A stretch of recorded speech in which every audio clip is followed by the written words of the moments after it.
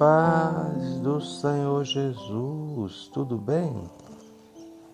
Estamos aqui para mais um momento de reflexão bíblica no livro de Gênesis e hoje nós vamos meditar no capítulo 41, nos versículos 1, no versículo 8, no versículo 9 e também no versículo 14, onde a Bíblia nos diz, no versículo 1, e aconteceu que, ao fim de 2 anos inteiros, Faraó sonhou, e eis que estava em pé junto ao rio. O versículo 8 diz, e aconteceu que, pela manhã, o seu espírito perturbou-se e enviou e chamou todos os adivinhadores do Egito e todos os seus sábios. E Faraó contou-lhes os seus sonhos, mas ninguém havia que os interpretasse a Faraó. Então, versículo 9, falou o copeiro mor a Faraó, dizendo, dos meus pecados me lembro hoje. Versículo 10. Estando o Faraó muito indignado contra os seus servos, e pondo-me sobre a prisão na casa da guarda, a mim e ao padeiro mor. Versículo 11. Então sonhamos um sonho na mesma noite, eu e ele, cada um conforme a sua interpretação de seus sonhos sonhamos. E estava ali conosco um jovem hebreu, servo do capitão da guarda, e contamo-lhes e interpretou-nos cada um os nossos sonhos, e cada um conforme o seu sonho. Então, o versículo 14 vai dizer, então enviou o Faraó, e chamou a José, e o fizeram sair logo da cova, e barbeou-se, e mudou-se as suas vestes, e veio a Faraó. Glória a Jesus, louvado seja o nome do Senhor.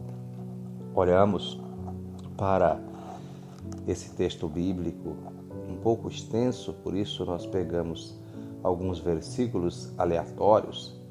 Aqui nós vamos ver primeiro que desde que José interpretou os sonhos do padeiro e do copeiro, passaram-se, conforme registra a Escritura, 2 anos. Por 2 anos José fora esquecido por aquele que havia sido beneficiado pela graça e o milagre, o poder de Deus que havia na sua vida. Mas quando chega o momento de Deus pôr fim a um cativeiro, a uma situação desconfortável na vida de uma pessoa que Ele serve, Ele teme, Ele faz com que haja circunstâncias que venham a promover esta liberdade. E aqui nós olhamos que Faraó teve um sonho. E o sonho que Faraó teve fez com que ele tivesse a certeza de que algo ruim estava para acontecer, algo fora da normalidade estava para acontecer, porque a Bíblia diz que na manhã do dia seguinte ao seu sonho, ele, conforme registra o versículo 8, perturbou-se no seu espírito. Ele ficou angustiado.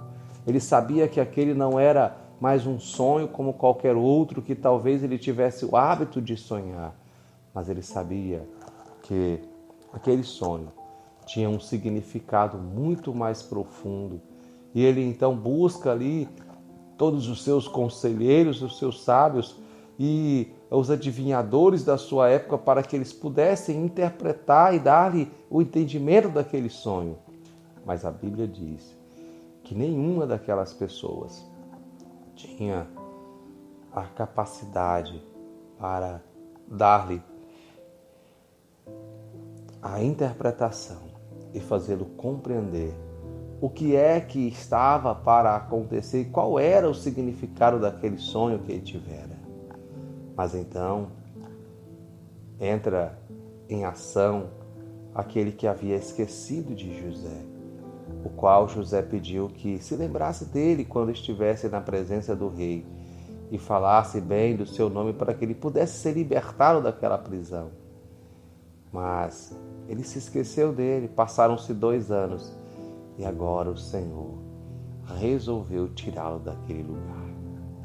E o interessante é que José tinha um dom, uma aptidão que o Senhor havia lhe concedido, e foi exatamente este dom, este talento, essa capacidade, essa unção específica que o tirou da prisão. Lembremos-nos de que foi a sua fidelidade ao seu relacionamento com Deus quem o colocou lá naquela prisão.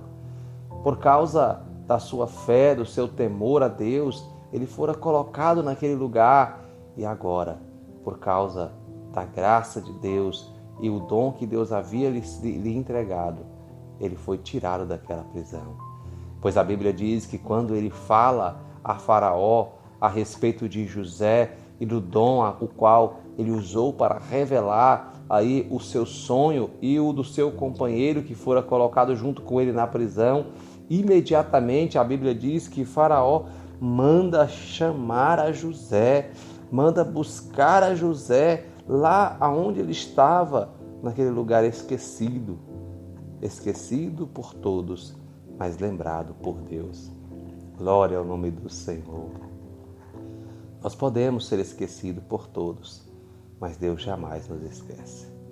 Então, meus queridos, quando o Faraó manda chamar a José, José então sabia que havia acabado o seu sofrimento naquela prisão. Porque, irmão, José tinha uma consciência da sua situação, da sua inocência daquele lugar, e ele sabia que quando o seu nome fosse soado diante de Faraó, a situação dele iria mudar. E foi o que aconteceu, porque ele tinha a convicção da sua integridade e da sua comunhão com o Deus que ele servia.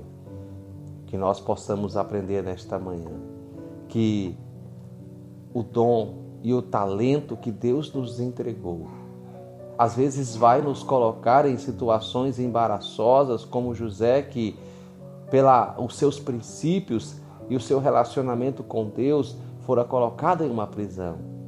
Mas se você, se eu, se nós nos mantermos firmes no propósito de servir a Deus e de não abandonar a fé, nós vamos ver que essa mesma graça de Deus, esse mesmo dom, esse mesmo talento que Deus nos concedeu, vai ser o que Ele vai usar para nos tirar da situação desconfortável que porventura possamos estar vivendo. Seja fiel ao Senhor, seja íntegro no seu relacionamento com Ele. Não permita se corromper, mantenha firme o seu propósito e Deus vai fazer com que você seja reconhecido.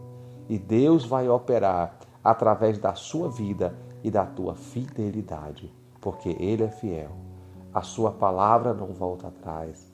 Ele não muda, Ele permanece o mesmo. Deus abençoe você, Deus abençoe a sua vida, em nome do Senhor Jesus Cristo.